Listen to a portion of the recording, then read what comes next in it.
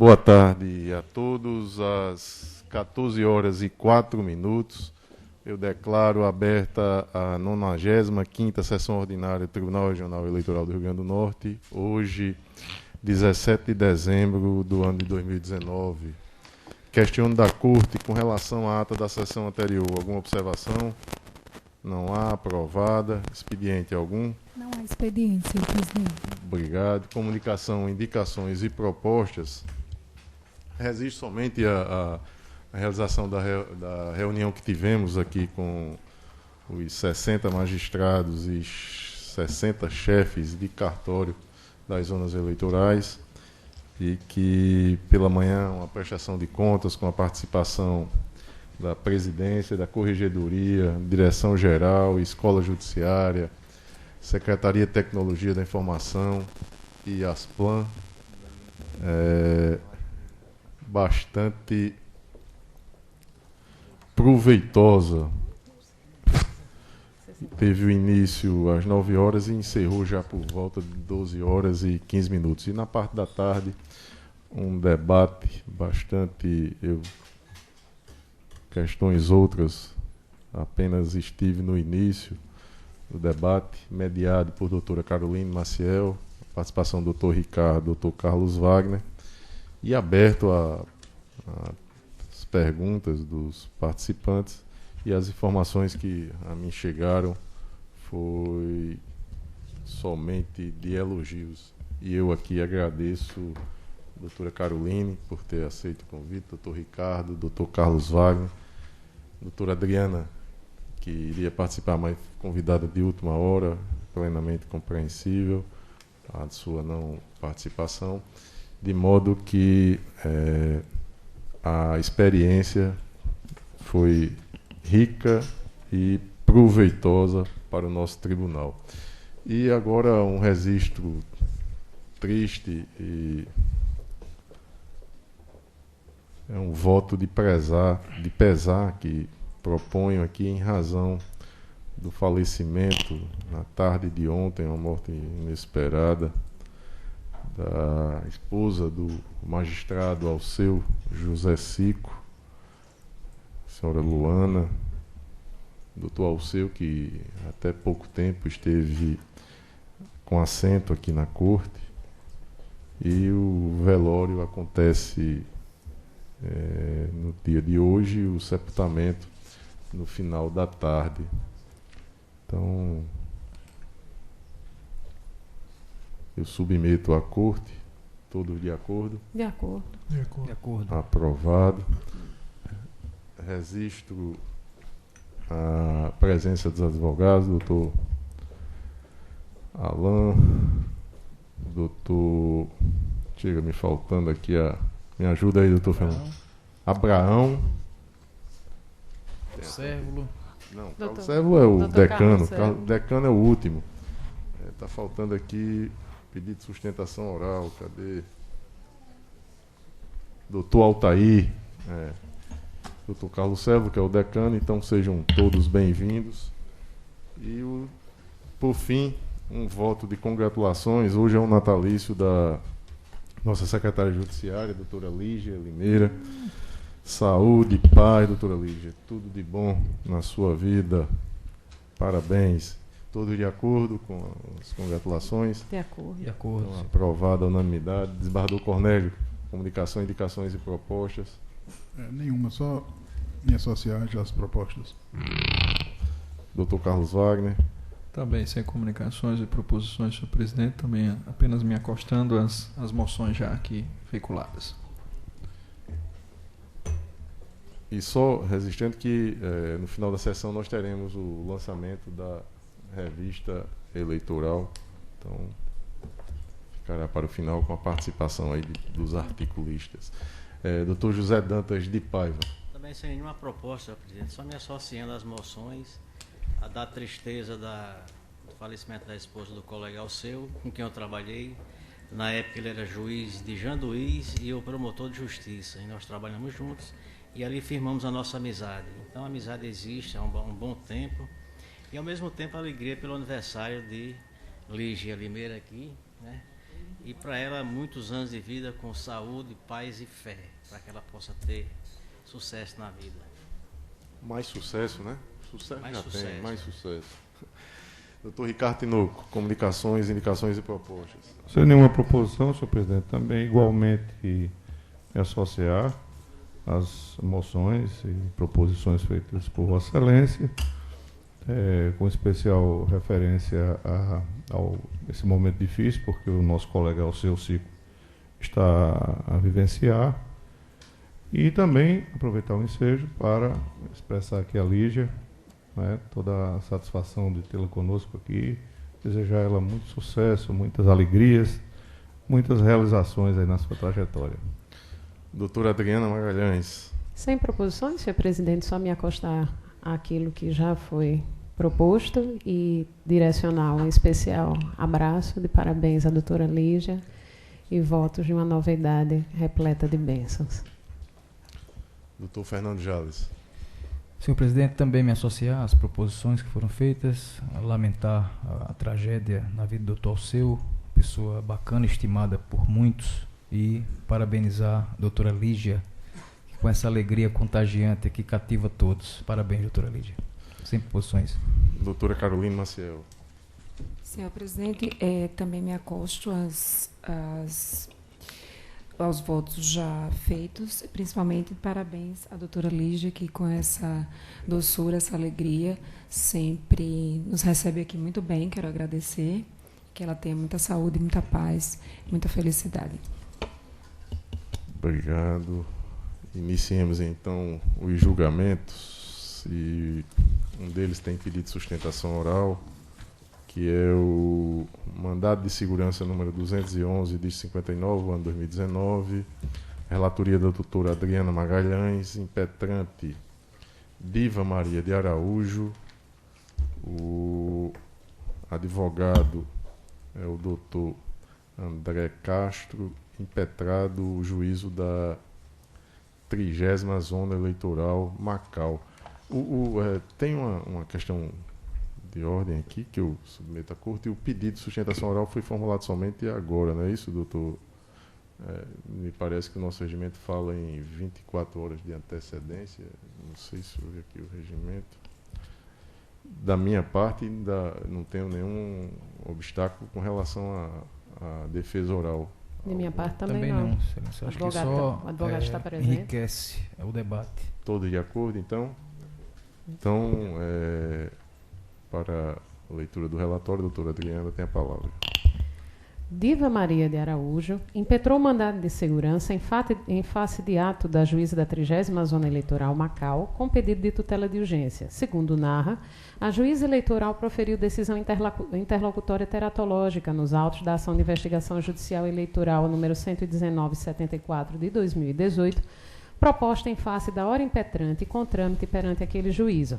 Tal decisão consistiu, nos termos arguídos pela impetrante, no deferimento da assunção pelo Ministério Público Eleitoral da titularidade da referida ação, depois do reconhecimento da ilegitimidade ativa do proponente da ação, a saber, o vereador Edinor de Albuquerque Melo, em razão deste não ter sido candidato nas eleições suplementares do município de Guamaré, mas sim ter concorrido ao pleito municipal de 2016. Entendeu Sua Excelência que, por não ter sido candidato no certame extraordinário ocorrido em 9 de dezembro de 2018, o dito vereador não deteria legitimidade para propor a AIGE, nos moldes previstos pelo artigo 22 da Lei Complementar 64 de 90. A impetrante sustenta que, embora o ato judicial objeto deste mandato de segurança tenha corretamente acolhido a preliminar de ilegitimidade ativa, possibilitou a assunção do Ministério Público Eleitoral e, nesse particular, teria incorrido em teratologia a ser devidamente sanada por este tribunal. Nos termos deduzidos na inicial, o Tribunal Superior Eleitoral, no julgamento do recurso ordinário 29, dígito 06 de 2011, teria firmado entendimento pela necessidade da presença de dois requisitos, quais sejam a prévia existência das condições da ação e dos pressupostos de constituição e desenvolvimento válido e regular do processo, e a desistência da ação pelo autor originário.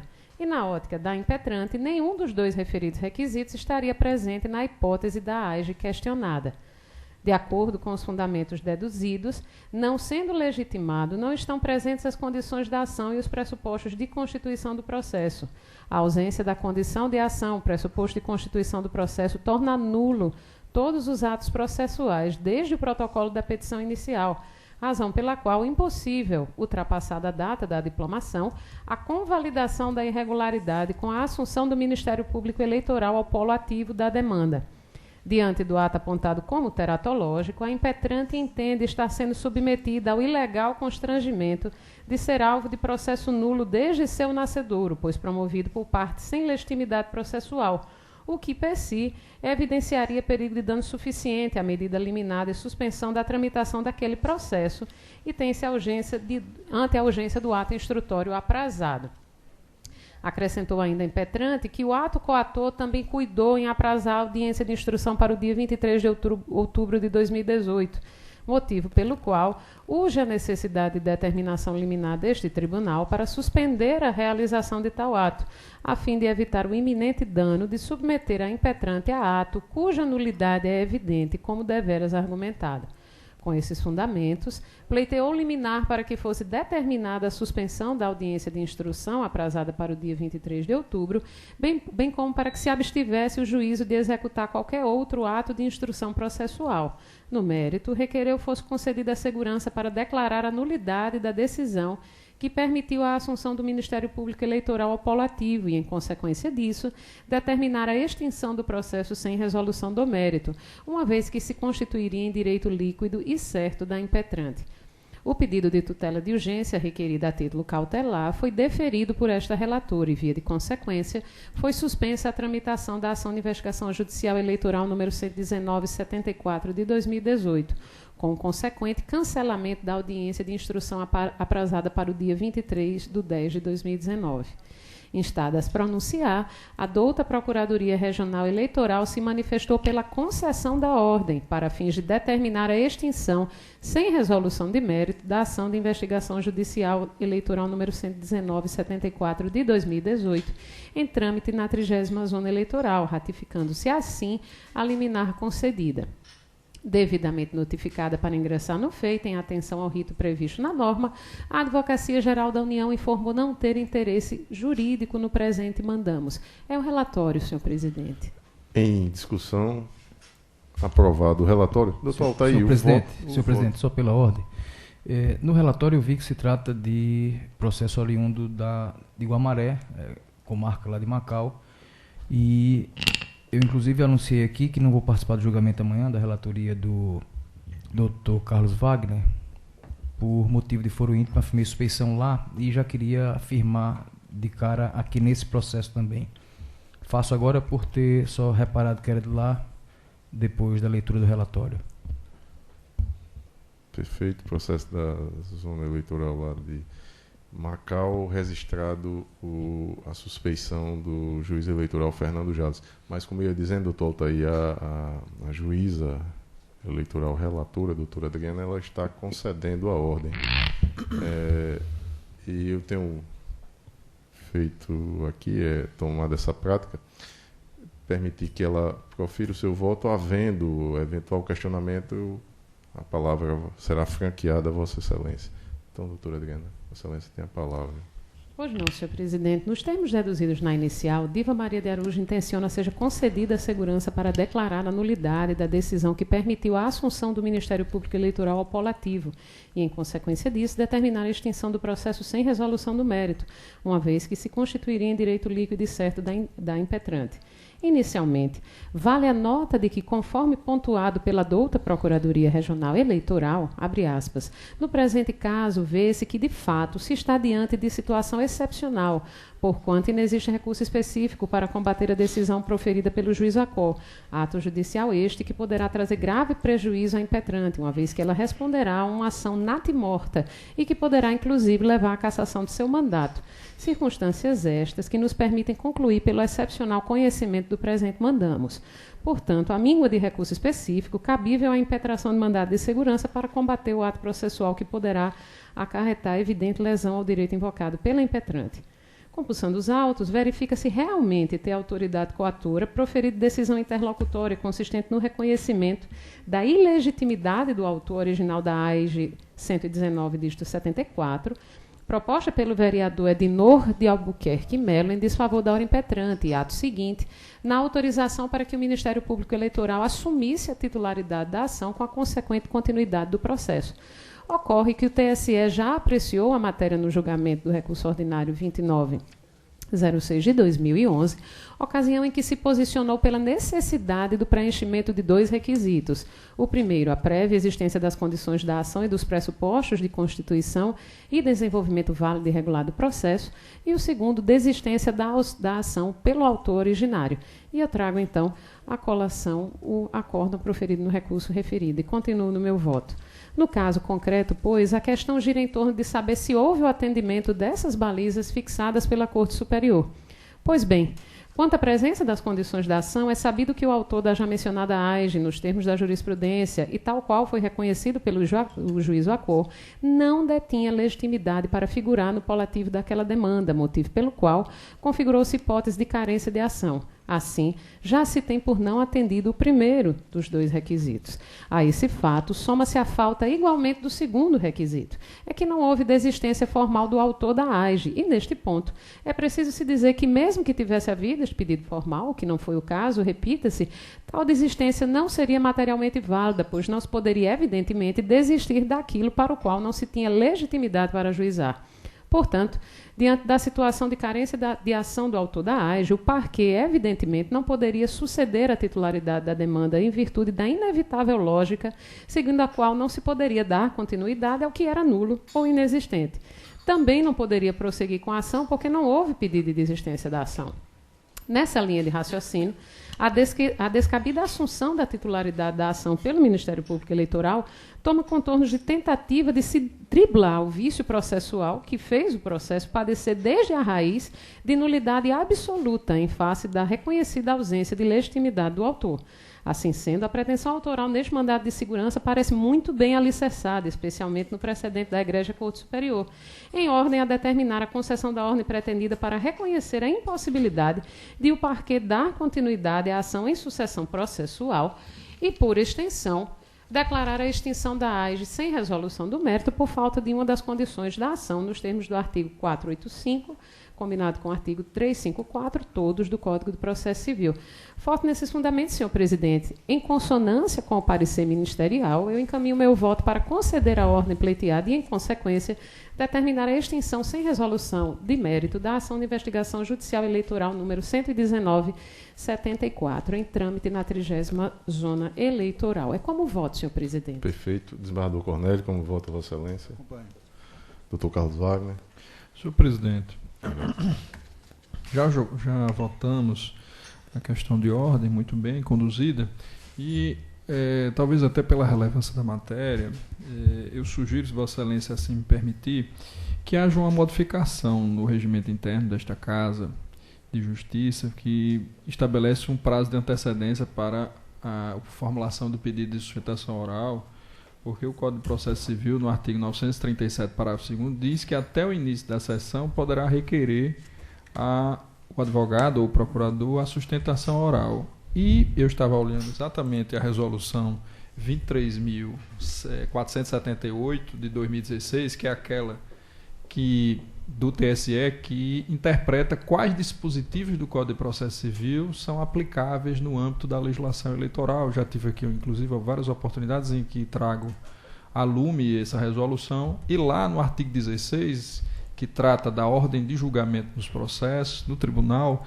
não diz que esse dispositivo 937, parágrafo 2º, está fora do âmbito de aplicação da Justiça Eleitoral. Então, os tribunais eleitorais devem observar, caso haja uma disposição em sentido contrário da resolução, em sentido diferente daquilo que se encontra estampado no Código de Processo Civil, que não é o caso. Então, eu entendo, não sei qual é a posição deste colegiado, que a qualquer momento, antes de iniciar a sessão do julgamento, poderá os advogados e procuradores fazerem um requerimento e não se aplicar, portanto, o dispositivo específico do nosso regimento interno do Tribunal Regional Eleitoral, conforme dispõe o Código de Processo Civil. Então, essa é a primeira parte.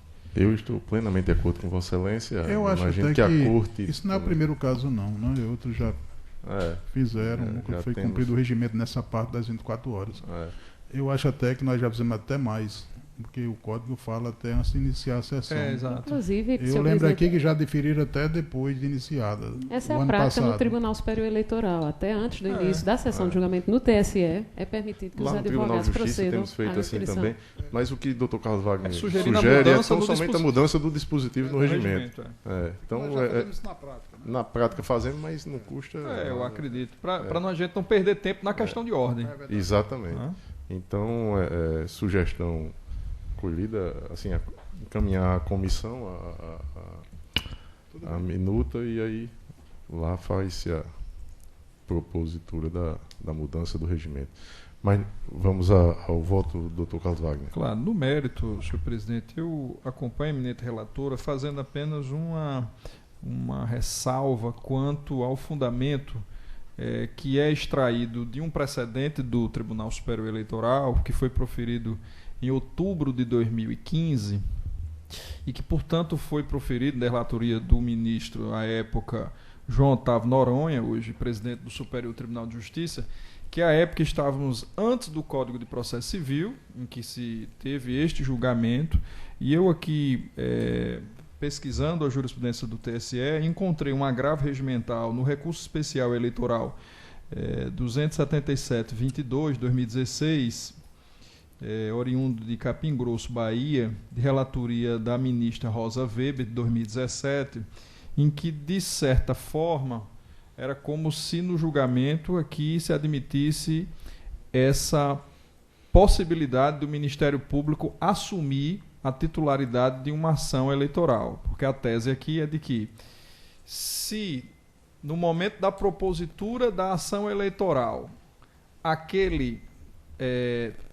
aquela parte autora não tiver os requisitos a tanto necessários para ingressar e propor a respectiva ação eleitoral, claro que não se poderia haver uma convalidação desse vício processual a posteriori quando dá a assunção do Ministério Público nessa titularidade ativa. Um raciocínio extremamente interessante até para, e eu acredito que em princípio esse entendimento ele é razoável, porque evitaria abusos cometidos por eventuais inimigos daquele investigado, aqui no caso seria uma ação de investigação judicial eleitoral, e que diante de uma fraude, uma tentativa de causar um constrangimento ao investigado, alguém reconhecidamente ilegítimo ingressaria com a ação e depois o Ministério Público, numa fase posterior, assumiria essa titularidade ativa. Então, a preocupação de se evitar esse tipo de expediente e, naturalmente, permitir a fulminação desde a origem, desde o nascedouro dessa ação eleitoral é, por demais, recomendável. Mas eu não quero me comprometer essa tese.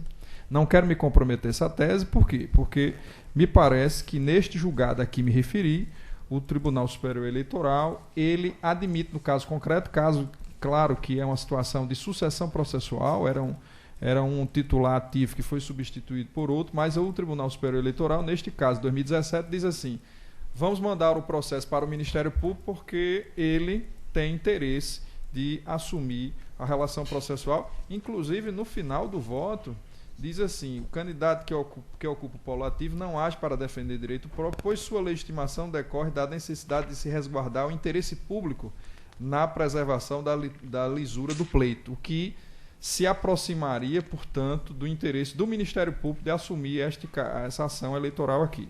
Mas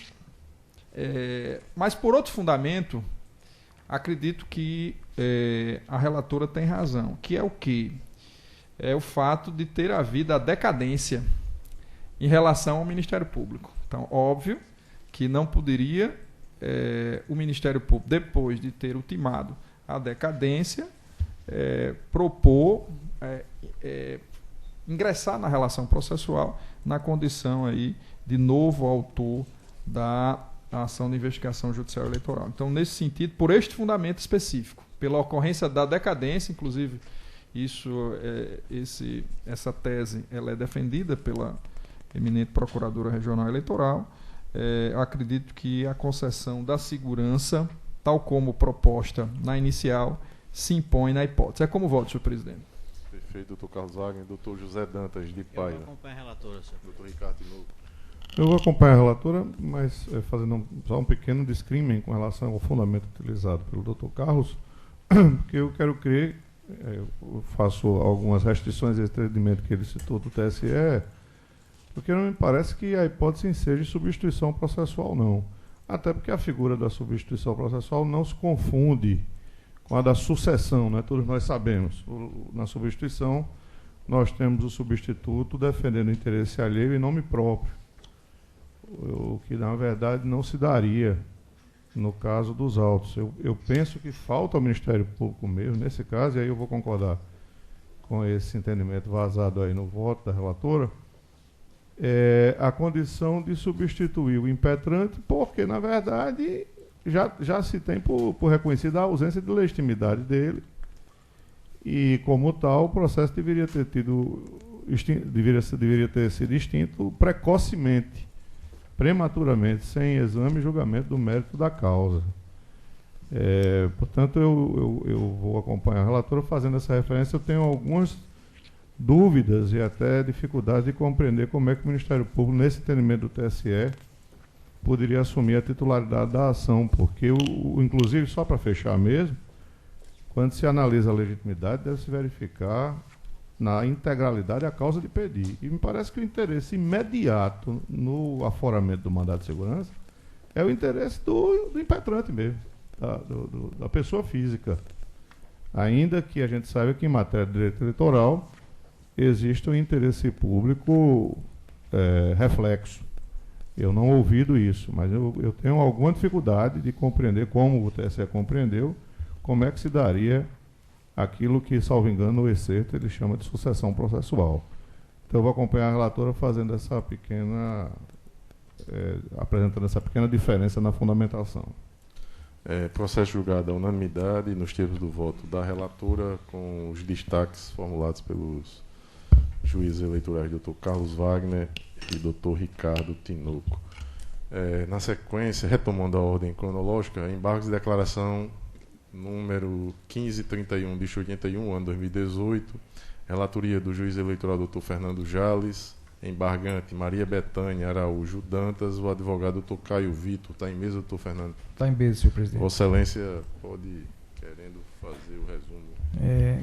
Trata-se de embargos de declaração oposto por Maria Bethânia Araújo Dantas em face de acordo deste regional que, por unanimidade, desaprovou as suas contas de campanha das eleições de 2018, na qual a hora embargante disputou o cargo de deputado estadual. Eu cito aqui o acórdão, a ementa, e prossigo. Sustenta a embargante que a adesão recorrida, abro aspas, deixou de se manifestar sobre o disposto no artigo 63, parágrafo 2º da resolução número 23553 do TSE, texto legal que, segundo argumenta, abro aspas, afasta a necessidade de apresentação de nota fiscal quando dispensada a emissão de documento fiscal na contratação. Nesse passo, aduziu que a única irregularidade ensejadora da desaprovação das suas contas diz respeito a uma despesa, locação de veículo automotor, que, segundo ela, dispensa a emissão de nota fiscal, visto que tal locação não constitui fato gerador de tributo.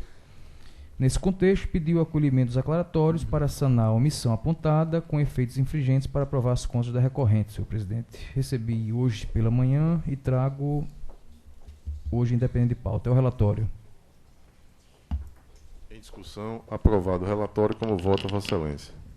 Senhor presidente, eu estou negando provimento aos embargos ao argumento de que ela pretende rediscutir a matéria, mas faço só aqui uma consideração que eu digo que o fundamento usado para reputar não sanada a falha que ensejou a desaprovação das contas não foi a ausência de nota fiscal, como pretende fazer crer a embargante, argumentar que este tribunal teria deixado de se manifestar a respeito de dispositivo legal que dispensaria a apresentação de documento fiscal para fazer prova da regularidade da despesa tratada nos autos, locação de veículo. O que, em verdade, foi determinante para não se considerar regular o gasto eleitoral em tela foi o subpreço estimado para a locação, R$ 16,00 a diária. circunstância manifestamente desvinculada do que ordinariamente acontece no mercado, o que, no contexto do caso concreto, atrai fundada suspeita de burla ao teto legal do tipo de despesa e acaba por colocar em xeque a confiabilidade do ajuste contábil. Em razão disso, senhor presidente, tendo em vista que as contas dela foram desaprovadas por esse fundamento e ela pretende rediscutir, eu estou negando provimento aos embargos. É como voto. Voto disponibilizado. Alguma divergência? Com o relator. Embargos conhecidos e rejeitados nos termos do voto do relator. Na sequência, embargo de declaração número 941, dígito 07, do ano 2018, relatoria do desembargador Cornélio Alves. Embargantes. Partido Progressista, Carlos Alberto de Souza Rosado, José Raimundo de Oliveira Júnior. O advogado... Sim, ainda tem José... Não, já disse. O advogado de todos eles é o doutor Tiago Cortes. Está em mesa, desembargador Cornélio? Está em mesa, sim. Vossa Excelência tem a palavra. Pois não, trata-se de embargo de declaração com efeitos modificativos, oposto por progressista PP, Carlos Alberto de Souza Rosado e José Raimundo de Oliveira Júnior, em face de acordo desta Corte, que desaprovou as contas referentes às eleições de 2018, determinando ainda a suspensão do recebimento de cotas do Fundo Partidário pelo período de 4 meses e a devolução ao Tesouro Nacional da importância de R$ 11.514,01. A emenda respectiva foi signada nos seguintes termos. Está transcrita no voto, a emenda. Em síntese, os embargantes alegam a ausência de intimação para se manifestar acerca do parecer técnico conclusivo, a existência de serviços efetivos em processos judiciais e a desproporcionalidade na devolução integral do recurso pertinente aos serviços de assessoria jurídica, pré-questionando ainda vários dispositivos legais. Afinal, pugnam pelo acolhimento dos embargos, para, esclarecendo as supostas omissões existentes no acordo, seja reconhecida a nulidade do processamento de defesa ou, assim não entendendo, pela regularidade das contas apresentadas, aprovando-as com ou sem ressalvas e que, relativamente ao contrato de prestação de serviço de honorários e honorários advocatícios e também de consultoria, seja quantificada proporcionalmente a devolução ao Tesouro Nacional. É o relatório. Em discussão, aprovado o relatório. Como vota, Vossa Excelência? A argumentação recursal defende a existência de omissões no acordo embargado, além de buscar o pré-questionamento de várias normas legais que, ao teor de suas razões, teriam sido violadas. Primeiramente, como destacar que os aclaratórios não se prestam a promover a rediscussão da causa, nem tampouco se destina a reconhecer supostas ofensas ao dispositivo normativo, tendo por finalidade tão somente ajustar e corrigir deficiências do acordo. Assim, mesmo para fim de pré-questionamento, o acolhimento dos embargos estará condicionado à existência de vício na decisão atacada, consoante entendimento já afirmado na jurisprudência, e eu destaco um acordo. Na espécie, contudo, ainda existem omissões a serem supridas. Eis que, primeiramente, os embargantes defendem que a contratação irregular de serviço de advocacia, no relatório preliminar, foi apontada como, abre aspas, sem nenhuma fundamentação mais profunda, ou mesmo apontando direto de qualquer, seria mácula na contratação, fecha aspas. Já que no parecer técnico conclusivo teria sido feita uma fundamentação específica, apontando claramente as cláusulas do contrato que entendeu não se enquadrarem na permissão. Porém, sobre este ponto, não foi permitido ao embargante se manifestar. Para melhor compreensão da matéria, passemos a análise do relatório preliminar no qual foi consignado contratação irregular de serviço de advocacia. Foi identificada a contratação de serviço de advocacia, assessoria jurídica, durante a campanha, conforme se depreende do contrato firmado pela candidata. Ocorre que tal despesa não se caracteriza como gasto eleitoral, nos termos do artigo 37, parágrafo 3º da Resolução 23.553. E eu cito aí o valor da despesa. Ou seja, foi identificada a irregularidade a contratação de serviço de advocacia, assessoria jurídica durante a campanha, e ainda constou expressamente, abre aspas, conforme se depreende de contrato firmado, fecha aspas, sendo também feita referência ID do contrato. Em parecer conclusivo, além das assertivas acima descritas, corroborando a tese já apresentada de que a irregularidade decorria do contrato, foram meramente reproduzidas ditas cláusulas contratuais. Com efeito, não foi apontado outra irregularidade. Não se trata de um fato novo, porquanto o partido já havia sido cientificado da regularidade do contrato de serviço de advocacia e assessoria jurídica e que talvez se dependeria nos termos do contrato. Tanto assim que, em sua manifestação, após o parecer preliminar, destacou-se, abre aspas, não há qualquer irregularidade, mesmo que se queira interpretar o texto do contrato da forma mais gravosa, fecha aspas. Ou seja, o prestador de contas tinha plena ciência que dita irregularidade estava relacionada aos termos contratuais. Ora, em sede de prestação de contas, somente se admite a intimação do prestador de contas acerca do parecer conclusivo quando nele apontadas irregularidades e ou impropriedades sobre as quais não se tenha dado oportunidade específica de manifestação ao prestador de contas nos termos do artigo 75 da Resolução 23.553. Eu transcrevo o dispositivo e continua assim. Não configura cessamento de defesa a ausência de intimação do prestador de contas para se manifestar sobre o parecer conclusivo quando nele se apontam outras falhas, senão aquelas em face das quais o partido já havia sido intimado, conforme decidido pelo TSE e sido julgado. Noutra senda, os embargantes aduzem que não foi prestado efetivamente serviço advocatício em demandas judiciais.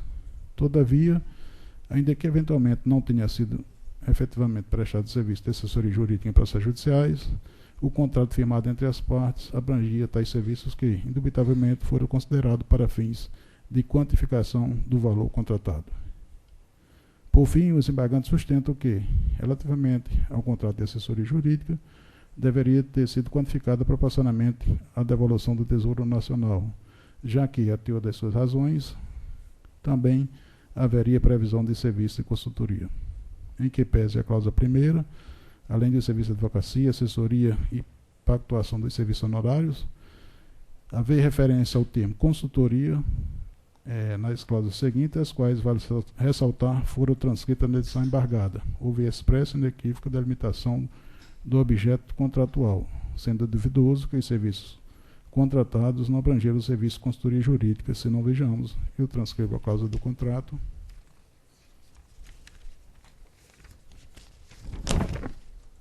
No caso, inexistem omissões a serem sanadas, de modo que eventual inconformismo da parte com a decisão embargada deverá ser manejado por outra via, que não a estreita via declaratória.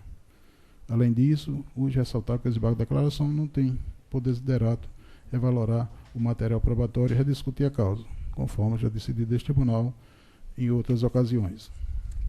Com efeito, os embargos de declaração são admissíveis tão somente nas hipóteses do artigo 1022, as quais não se verificam na situação em apreço, restando caracterizado tão somente a insatisfação do embargante disposto, conheço e rejeito os embargos de declaração. Como voto? Alguma divergência? Com o relator. Embargos conhecidos e rejeitados nos termos, à unanimidade nos termos do voto do relator. O seguinte, embargo de declaração número 943 de 74, ano 2018, relatoria do desembargador Cornélio, embargantes Jurandir Freire Marinho, Francisca Souza da Silva, Antônio Lopes de Araújo, advogada de todos eles, doutora Sônia Maria de Araújo Correia. Está em mesa, desembargador Cornélio? Se a excelência quiser resumir. Eu vou resumir agora. Trata de embargo de declaração após por Jurandir Freire Marinho, em face de acordo desta Corte, que desaprovou as contas referentes às eleições de 2018. A ementa do acordo está transcrita. Em síntese, o embargante alega omissão da decisão desta Corte, afirmando que o acordo é embargado não houve especificação quanto ao pedido de exibição de documentos para justificar as supostas irregularidades. Alega ainda que, após ter sido deferido seu pedido de reconsideração para apresentação de documentos, teve cesseado seu direito constitucional de defesa, pois o julgamento do feito teria sido pautado para o mesmo dia em que foi intimado, o que não lhe teria oportunizado prestar esclarecimento, inclusive referente à sustentação oral. Ressalta que deverão ser questionados os seguintes dispositivos para fim de suprimento do juízo de admissibilidade de recurso constitucionalmente previsto, artigo 505 da Lei 13.105 e artigo 5º, inciso 36 da Constituição Federal. Ao final, requer o provimento dos aclaratórios para que seja suprida a omissão apontada, além do pronunciamento expresso acerca dos específicos locais elencados. É o relatório. E no mérito, senhor presidente, eu estou dizendo que não existe nenhuma omissão e conheço e rejeitando o desembarque da declaração. Todos de acordo? Com o relator. Processo julgado à unanimidade nos termos do voto do relator. O seguinte, autuado como petição, é o processo de número 195, dígito 08, ano 2019, relatoria do juiz eleitoral Dr. Carlos Wagner, peticionante Ministério Público Eleitoral, da 34ª Zona Eleitoral, Mossoró, peticionado Partido Trabalhista Cristão, PTC, Diretório Municipal, e não há informação de advogado cadastrado nos autos. Está em mesa, doutor Carlos Wagner? Vossa Excelência tem a palavra. Trata-se de ação de suspensão de registro ou de anotação de órgão partidário com base em contas não prestadas propostas pelo Ministério Público da 34ª Zona Eleitoral em desfavor do Diretório Municipal do Partido Trabalhista Cristão, PTC, em Mossoró, RN, com fundamento em recente entendimento firmado pelo Supremo Tribunal Federal no julgamento da ADI 6032. Afirma o peticionante, em fórmula sintética, que o partido demandado teve as contas do exercício 2018 julgadas como não prestadas em decorrência da inobservância do dever de prestação de contas previsto no artigo 17, inciso 3º da Constituição de 88. De acordo com a decisão proferida pelo Supremo Tribunal Federal na ADI 6032, a suspensão do órgão regional municipal em decorrência do julgamento de contas não prestadas não pode ocorrer de forma automática, mas somente após processo específico de suspensão em que se oportunize contraditória e ampla defesa ao órgão partidário omisso. Em razão do novo entendimento da Suprema Corte, não restou outra alternativa ao Ministério Público Estadual, senão o ajuizamento da presente ação para suspender o registro ou a anotação do órgão partidário municipal. O juízo da 34ª Zona Eleitoral declinou da competência para o julgamento da presente demanda em favor deste Tribunal Regional Eleitoral. Recebidos os autos, o feito fora distribuído a este relator, com vista dos autos, a Procuradoria Regional Eleitoral ratificou a petição inicial apresentada pelo órgão ministerial de primeiro grau, pugnando pela citação do demandado e posterior julgamento procedente do pedido para determinar a suspensão do registro do Diretório Municipal do PTC em Mossoró, nos termos da Resolução 23.571 de 2018 do TSE. Devidamente citado, o órgão partidário não apresentou defesa nos autos. É o relatório, senhor presidente. Em discussão, aprovado o relatório, como vota Vossa Excelência. Senhor presidente, pelo que me informa, até em razão da recente concessão de liminar e medida cautelar na ADI 3062, esta ação que estou submetendo a esta Corte Eleitoral é a primeira que trata sobre essa matéria. Nenhuma outra ação foi ajuizada anteriormente. Daí porque vou fazer uma rápida exposição e, ao final, votar no sentido de julgar procedente o pedido em razão da revelia do Diretório Municipal do partido político firmado. Embora autorizada pela legislação eleitoral, como todos sabem, a suspensão do registro ou da anotação do órgão partidário estadual ou municipal que deixa de prestar contas à Justiça Eleitoral não pode ser aplicada de forma automática como consequência do julgamento de contas não prestadas, devendo tal consequência ser precedida de decisão com trânsito em julgado em demanda na qual se assegure o contraditório e a ampla defesa à agremiação partidária omissa. Este foi o entendimento firmado originariamente em medida cautelar de relatoria do ministro Gilmar Mendes na ADI 6032 e posteriormente confirmado, ratificado este entendimento por ocasião da decisão do mérito que foi conclusa no dia 5 de dezembro do corrente ano, em que ficou assentado o entendimento de que essa sanção de suspensão de registro ou de anotação do órgão partidário regional municipal não pode ser aplicada de forma automática porque não se encontra prevista em lei em sentido estrito, mas apenas em resolução do Tribunal Superior Eleitoral, como consequência de decisão que julga as contas como não prestadas. Então, entendeu aquela Corte Suprema que somente mediante um procedimento em que se propicie a ampla defesa e o devido processo legal, é que seria possível aplicar tal sanção. E foi isso que o Ministério Público Eleitoral fez. Propôs a ação originariamente na primeira instância.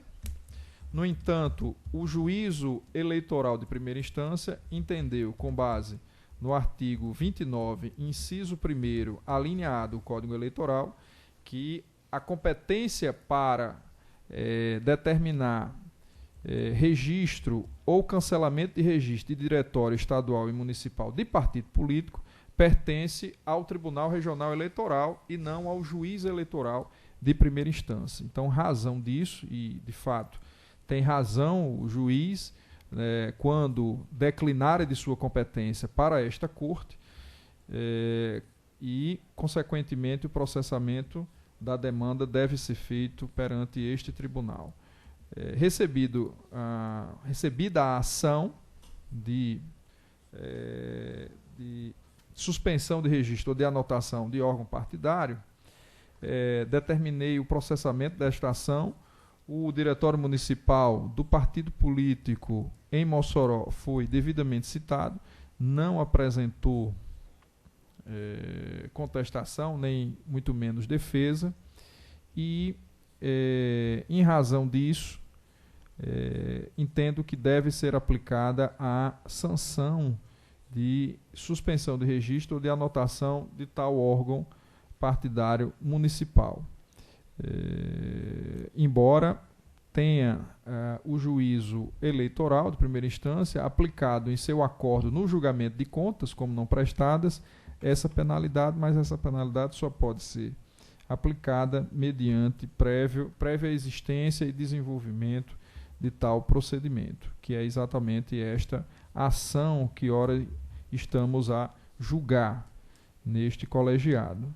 Então, embora citado, o partido não apresentou resposta à presente demanda, sendo forçoso o julgamento antecipado do feito, com o deferimento do pedido inaugural para fins de aplicação da suspensão do registro ou da anotação da agremiação partidária inadimplente. E é nesse sentido que voto pela procedência do pedido para determinar, após o trânsito em julgado, a suspensão do registro ou da anotação do Diretório Municipal do Partido Trabalhista Cristão em Mossoró, em decorrência do julgamento de contas não prestadas do exercício financeiro de 2018, a prestação de contas número 46, 56, 2019, 620, 0034, até a sua devida regularização. É como voto, senhor presidente.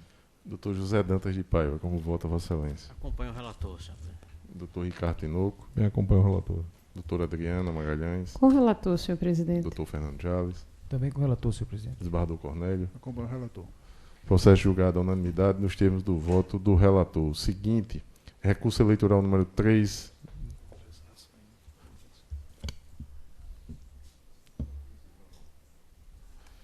recurso eleitoral número 3, dígito 09, ano 2016. Origem, 40ª Zona Eleitoral, município de São Francisco do Oeste. Relator, doutor Ricardo Tinoco. Recorrente, Partido dos Trabalhadores, Diretório Municipal. Advogado, doutor Richelli, RRR, né? É o Regis Raulino, já conhecido. Recorrido, Francisco Eric da Silva. Advogado, doutor Francisco Baldo Lobo. Matéria já conhecida na corte. Doutor Ricardo tem a palavra. Processo já identificado, senhor presidente. Eu vou resumir. Um recurso eleitoral interposto pelo PT do município de São Francisco do Oeste em face da decisão do juízo da 40ª Zona, que deferiu o pedido de transferência do eleitor Francisco Eric da Silva. O partido alega que o eleitor não reside no município nem tem vínculo com a localidade. A decisão do juiz de primeira instância manteve o deferimento da transferência eleitoral por entender demonstrado por meio dos documentos juntados aos autos o vínculo do eleitor com o município. O parecer do Ministério Público foi pelo provimento do recurso ao relatório.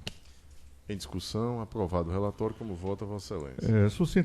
Sucintamente, senhor presidente, essa hipótese aqui não é exatamente a mesma acerca da qual eu venho manifestando aquela posição divergente que já é do conhecimento da Corte com relação à aplicação do precedente oriundo do TSE por não vislumbrar nesses casos aqui, a mesma ratio decidente que a Corte Superior se valeu para ampliar aquele entendimento acerca do domicílio eleitoral. Nesse caso, ficou comprovada a existência de vínculo, sim, de vínculo do eleitor com o município, porque, como eu digo aqui no voto, que está disponibilizado, há uma declaração escolar de que o eleitor encontra-se regularmente matriculado na Escola Estadual Professor Manuel Herculano.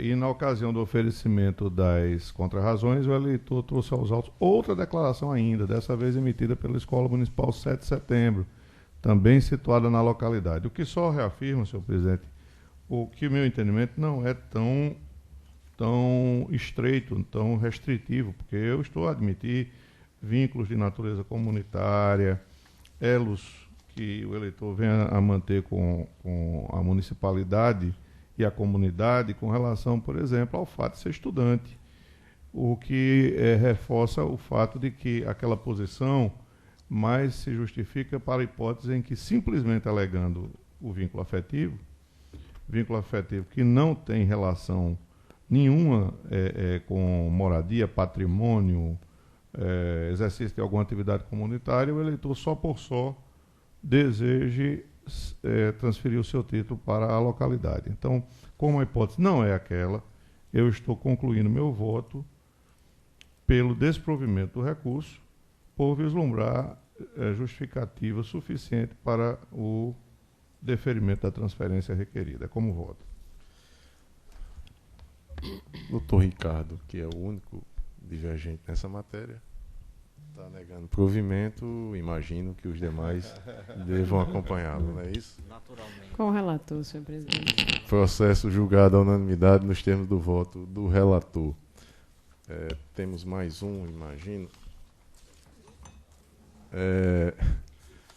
Processo autuado com petição de número 190, dígito 83, o ano 2019, relatoria da juíza eleitoral doutora Adriana Magalhães, peticionante Manuel Cunha Neto, deputado, advogado do doutor Thales Pinheiro Belém, peticionado é o partido Podemos e não há informação de advogado cadastrado nos autos. Está em mesa? Está em mesa, Vossa senhor Excelência tem a presidente. palavra. Trata-se de ação de justificação de desfiliação partidária sem perda de mandato eletiva, ajuizada por Manuel Cunha Neto, em face do Diretório Estadual do Partido Humanista da Solidariedade, PHS-RN, incorporado atualmente ao Podemos. Alegou o peticionante que foi eleito deputado estadual pela agremiação referida nas eleições de 2018, a qual não logrou êxito em atender os requisitos mínimos da cláusula de barreira prevista na norma. Aduziu ainda que o PHS se encontra em processo de incorporação ao Podemos, em tramitação no TSE, razões pelas quais comunicou ao partido seu desejo de não mais permanecer filiado, tendo a Comissão Executiva Estadual do Partido Humanista da Solidariedade prontamente autorizado e concedido a sua desfiliação partidária. Ao final, pugnou pela declaração de existência de justa causa para se desfiliar do PHS sem a perda de seu mandato eletivo. Acompanhando a inicial, vieram os documentos identificados, dentre os quais carta de anuência de desfiliação partidária subscrita pelo presidente do Diretório Estadual do PHS no Rio Grande do Norte. Em seguida, certificou-se nos autos a alteração do nome da agremiação partidária de Partido Humanista da Solidariedade para Podemos, em consonância com a decisão do Tribunal Superior Eleitoral nos autos da petição 060-2013, dígito 84 de 2018, oficialmente comunicada ao TRE-RN no dia 19 de setembro de 2019, a qual, por unanimidade, deferiu a incorporação do Partido Humanista da Solidariedade ao Podemos. Citado e alertado sobre os efeitos da revelia, o Diretório Estadual do Podemos manteve-se inerte. Instado a se pronunciar, a douta Procuradoria Regional Eleitoral manifestou-se pela procedência do pedido. É o relatório, senhor presidente. Em discussão, aprovado o relatório com voto, Vossa Excelência. A questão já é bem conhecida da Corte, similar a várias outras que nós já tivemos a oportunidade de apreciar e consta dos autos. Como já dito, expressa autorização partidária para a desfiliação do requerente. E como está posto no meu voto, senhor presidente, eu, acompanhando o parecer do Ministério Público, eu estou enviando meu voto no sentido da procedência do pedido formulado na inicial, em ordem a reconhecer a existência de justa causa para a desfiliação de Manuel Cunha Neto, sem perda do mandato do Podemos. É como voto, senhor presidente. Matéria já pacificada na Corte, alguma divergência? Com a relatora. Processo julgado à unanimidade nos termos do voto da relatora. Algum outro processo em mesa que não tenha sido apregoado? Apto ao julgamento? Não há. Passemos então à ordem administrativa. E como já anunciado no início da sessão, nós temos hoje o lançamento da nossa revista eleitoral, o volume de número 32, o ano 2018, e o juiz eleitoral, doutor Ricardo Tinoco, restou destacado pela Corte para fazer a saudação aos articulistas que estão aqui no plenário, doutor Ricardo, à exceção do doutor Daniel Monteiro da Silva. Todos os demais estão aqui no plenário e, ao final da saudação feita por Vossa Excelência, nós chamaríamos aqui ao plenário para que pudéssemos aqui tirar uma fotografia com todos eles, entregar são 5 exemplares para ser entregue a cada um dos articulistas, e desde já, de imediato, eu já passo a palavra ao juiz eleitoral, doutor Ricardo Tinoco, que em nome da Corte falará direcionado aos articulistas. Vossa Excelência tem a palavra, doutor Ricardo. Senhor presidente, senhora doutora representante do Ministério Público Eleitoral, doutora Caroline, demais membros dessa Corte, colegas que compõem a Corte Regional Eleitoral, senhores articulistas aqui presentes, que muito honram esse Tribunal Regional Eleitoral.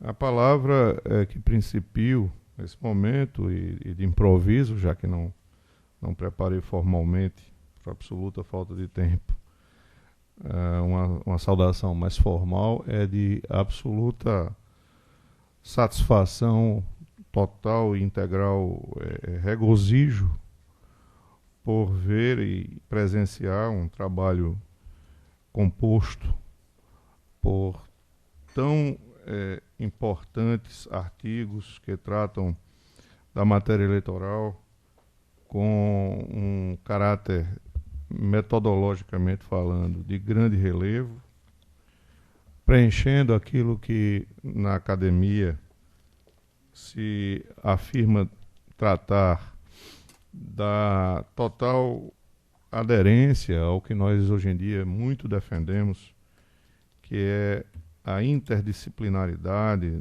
das chamadas disciplinas profissionalizantes que compõem o conhecimento do jurídico positivo, quer dizer, do direito positivo, dentre as quais o direito eleitoral. Essa seria talvez a primeira grande característica que eu poderia afirmar como característica a notabilizar o trabalho ou a compilação de artigos como uma obra de grande relevo. Mas também destaco a importância da revista no tocante ao aporte constitucional que vários artigos fazem, demonstrando o quanto o avanço da doutrina em prol de uma análise, que eu diria, pós-positivista em torno de questões candentes do direito eleitoral se mostra relevante nos dias coevos. Ou seja, fugir daquela visão restritiva, aquela visão pontual ou tópica do direito eleitoral como uma ilha, como um universo de conceitos insulado ou voltado a si próprio. Na verdade, o direito eleitoral, assim como qualquer ramo do direito, bem deve dialogar com a Constituição, com a teoria constitucional, com o direito constitucional material, com o processo constitucional e com todas aquelas disciplinas que são salvaguardas das conquistas democráticas, republicanas, que o direito constitucional e o constitucionalismo contemporâneo nos noticiam. E eu vejo que há artigos com esse arcabouço, como, por exemplo, só a título ilustrativo, a referência feita aqui à dignidade da pessoa humana como fonte normativa do Estado Democrático de Direito no constitucionalismo moderno. Vejamos o quanto um artigo como esse tem o condão de fazer o direito eleitoral dialogar com a Constituição e com todas as conquistas oriundas do constitucionalismo contemporâneo.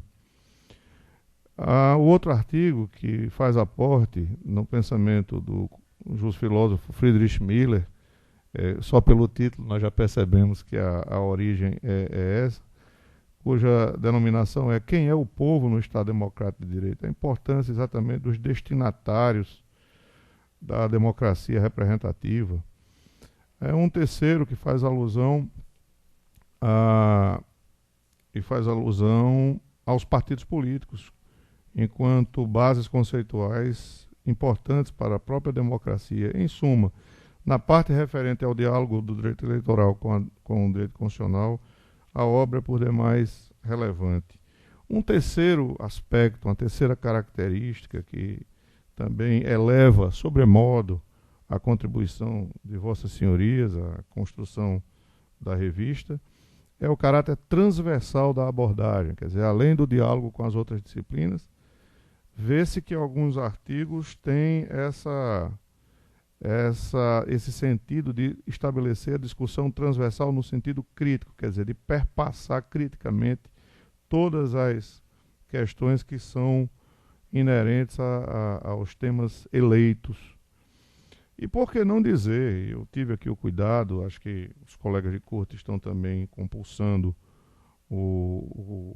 a revista, o caderno, propriamente dito, as referências bibliográficas, além de atuais, elas são de alta estatura.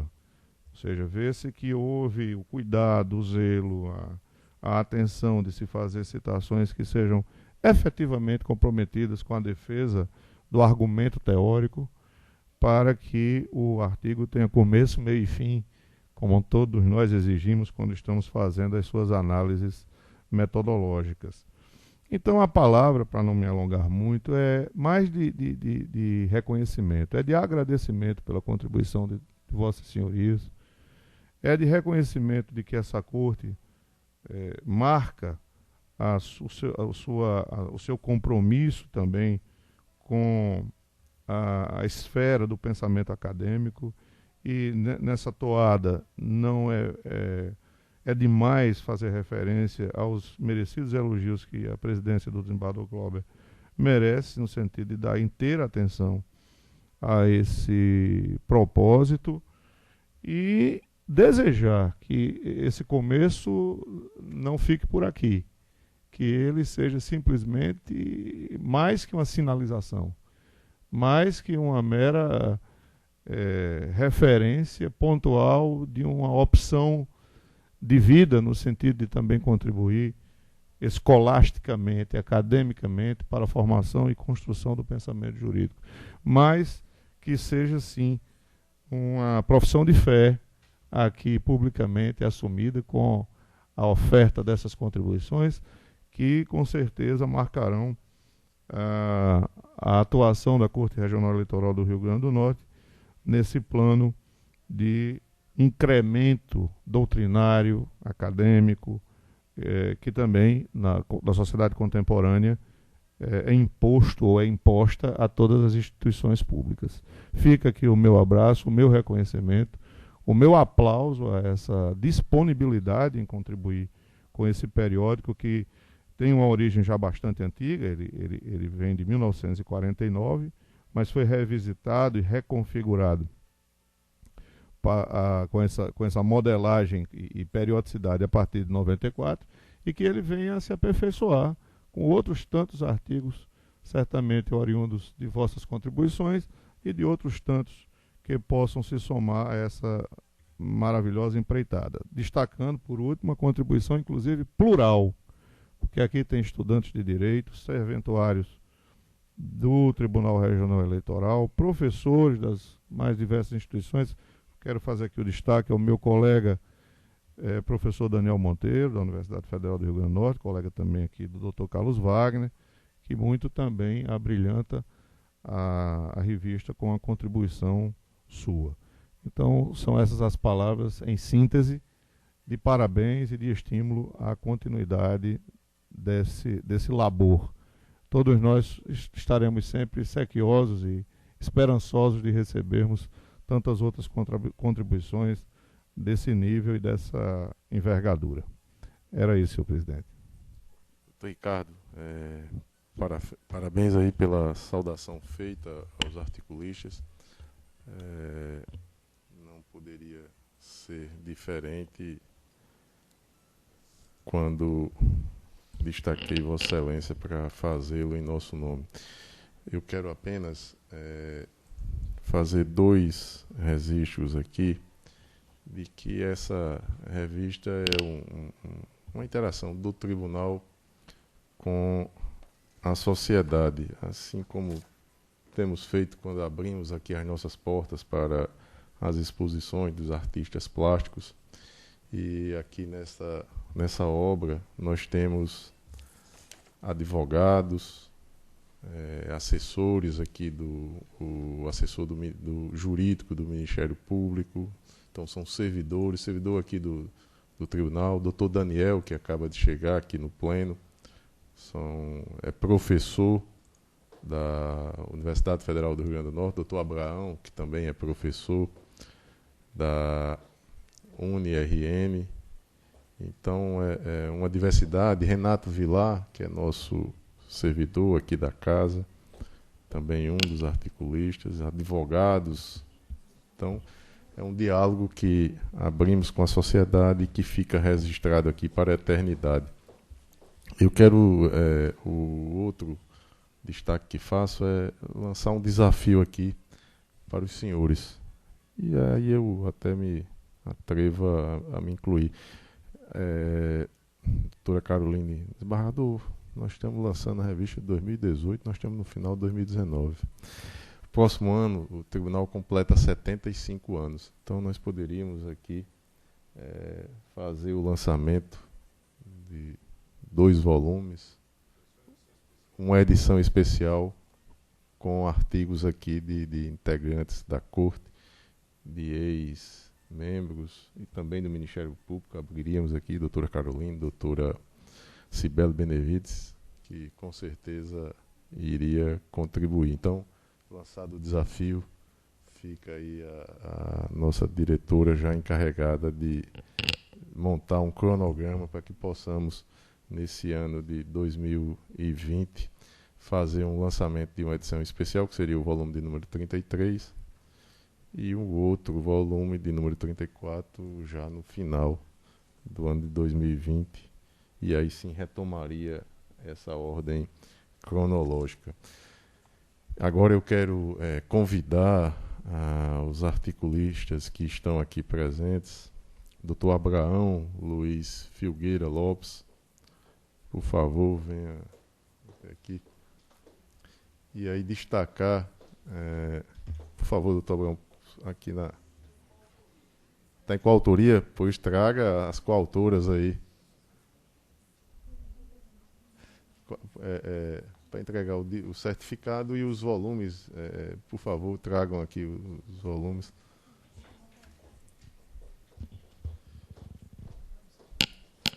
E aí destacaria o doutor José Dantas para fazer aqui a entrega do certificado e dos volumes. Aqui, por favor, aqui.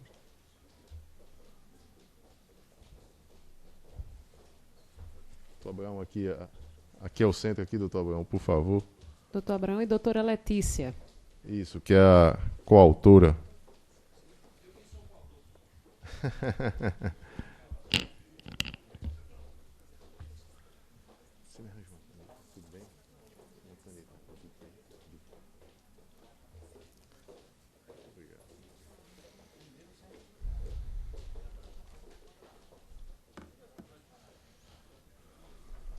Doutora Letícia.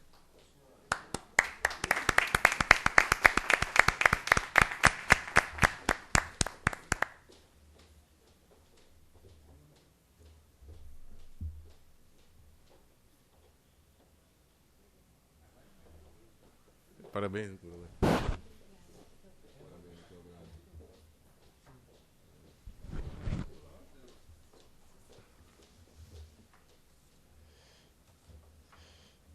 E agora, doutor Adriano Silva Dantas, por favor.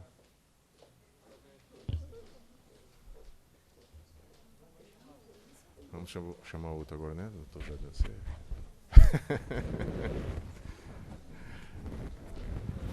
Doutora Adriana Magalhães, por favor, fazer a entrega aqui do certificado e dos volumes ao doutor Adriano Silva Dantas, advogado.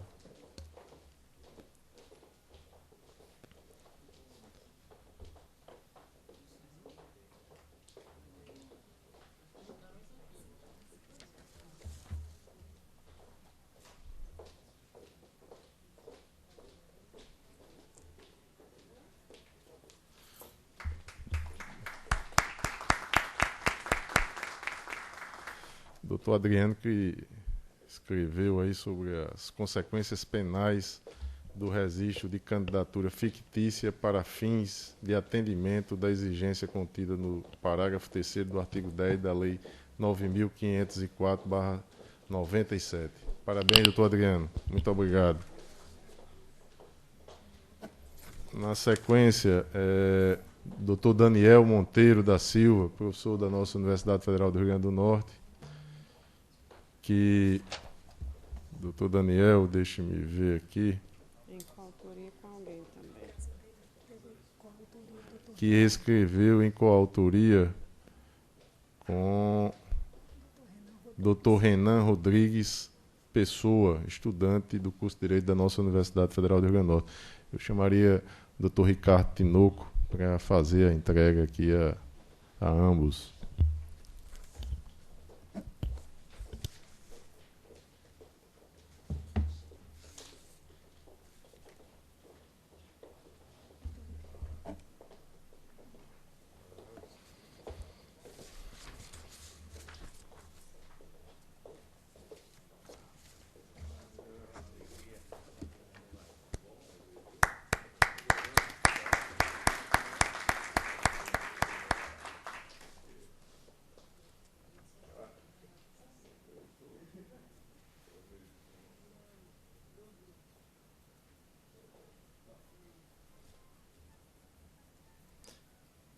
E aí, já adiantando, eu chamo Jorge Luiz Câmara Nicásio, advogado, para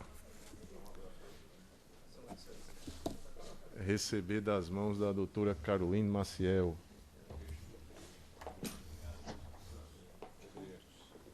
Oi, parabéns.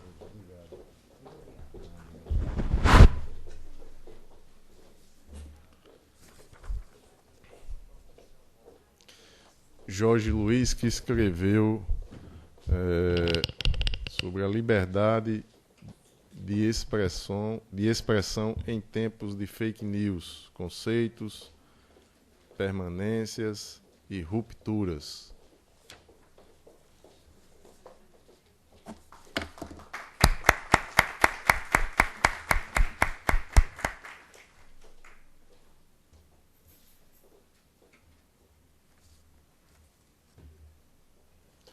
Parabéns.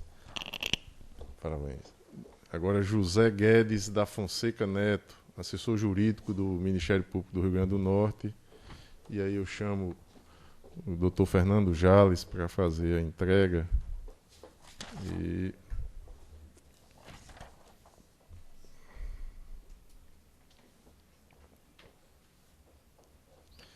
José Guedes, que escreveu do reajuste do subsídio de prefeitos e vereadores nos 180 dias anteriores ao final do mandato, caracterização ou não de ato ímprobo e infração penal. Parabéns. Ímprobo não, ímprobo.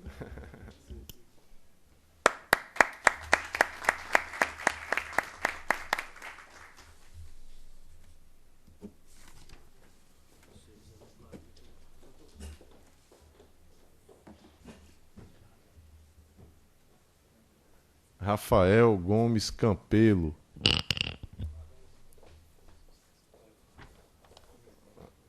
E aí eu destacaria o doutor Carlos Wagner para fazer a entrega.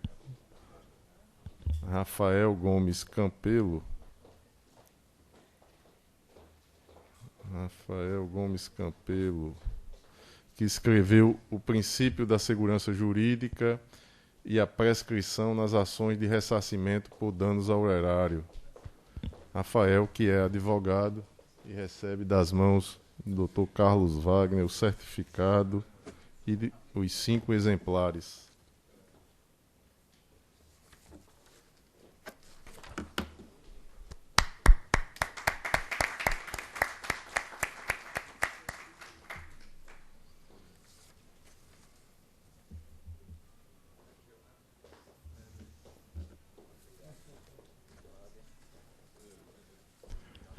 Ei, parabéns.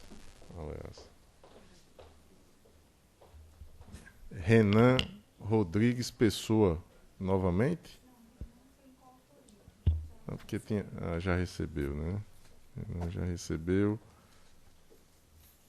E Letícia também já recebeu, não é isso? Então agora, Renato Vilar de Lima, servidor do nosso Tribunal Regional Eleitoral do Rio Grande do Norte, que escreveu a propaganda eleitoral irregular e seus efeitos em breve histórico. E aí eu vou destacar aqui para fazer a entrega ao servidor Renato Vilar.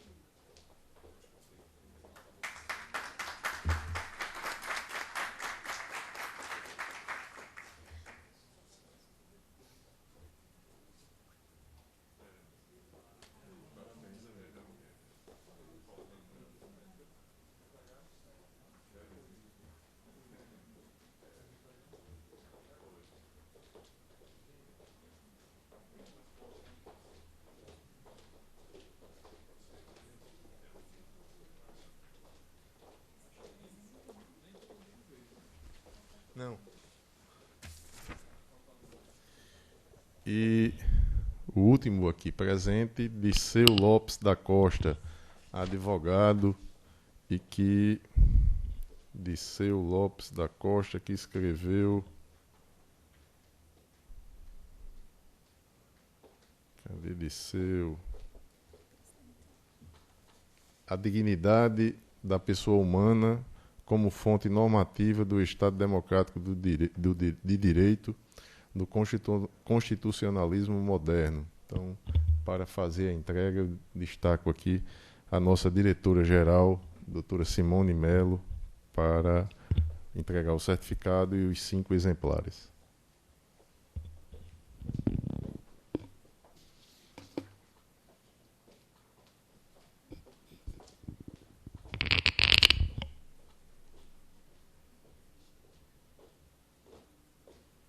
Parabéns.